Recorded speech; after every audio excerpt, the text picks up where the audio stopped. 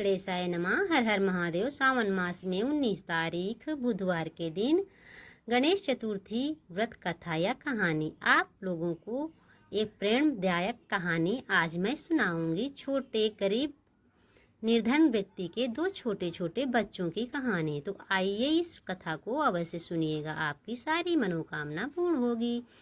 भाद्रपद मास के शुक्ल पक्ष की चतुर्थी तिथि को भगवान गणेश जी का जन्मोत्सव बड़े श्रद्धा और भक्ति भाव से मनाया जाता है। इस दिन व्रत रखने, पूजा करने और गणेश जी की कथा सुनने से विशेष महत्व माना जाता है। भगवान गणेश प्रथम पूज्य हैं।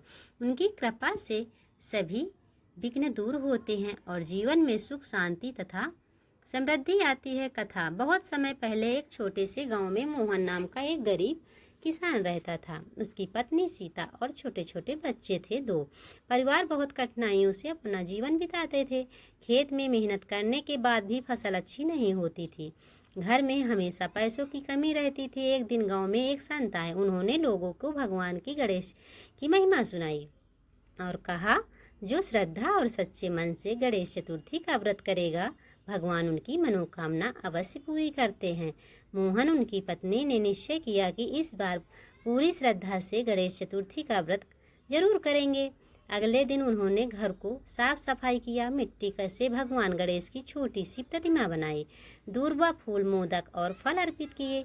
दोनों ने पूरे दिन व्रत रखा और शाम को परिवार सहित गणेश जी की आरती की तथा कथा सुनी भी। पूजा के बाद मोहन ने भगवान से कहा, हे विघ्नहर्ता, हमें धन नहीं चाहिए, बस इतनी कृपा करें कि हमारे परिवार का जीवन सुख पूर्वक बीते और हम ईमानदारी से मेहनत कर सकें। कुछ दिनों बाद गांव की अच्छी वर्षा हुई। मोहन ने खेत में भरपूर फसल हुई। उसके परिश्रम का उचित मूल्य मिला। धीरे धीरे उसकी आर्थिक स्थिति सुधरने लगी।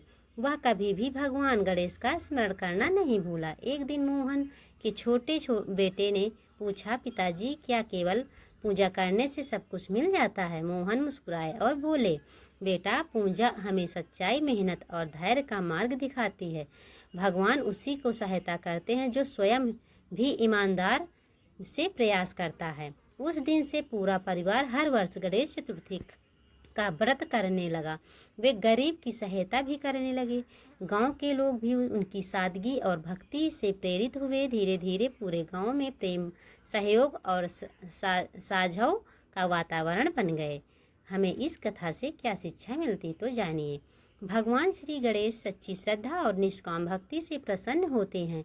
मेहनत, ईमानदारी और धैर्य के साथ किया गया प्रयास अवश्य सफल होता है। किसी का बुरा नहीं करना चाहिए और सदैव दूसरों की सहायता करनी चाहिए।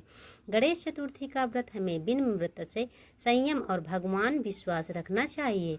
ये कथा यहीं से समाप्त होती है। अगर कथा अच्छी लगे और सच्ची लगे तो आप लोग कमेंट में ज़रूर बताना कि वीडियो आपको पसंद आई है या नहीं, और पढ़ के ज़रूर बताना, सुनिएगा ज़रूर अवश्य। श्री गणेशाय नमः। गणपति बप्पा मोरया, मंगल मूर्त मोरया। आप सभी स्वस्थ रहिए, खुश रहिए।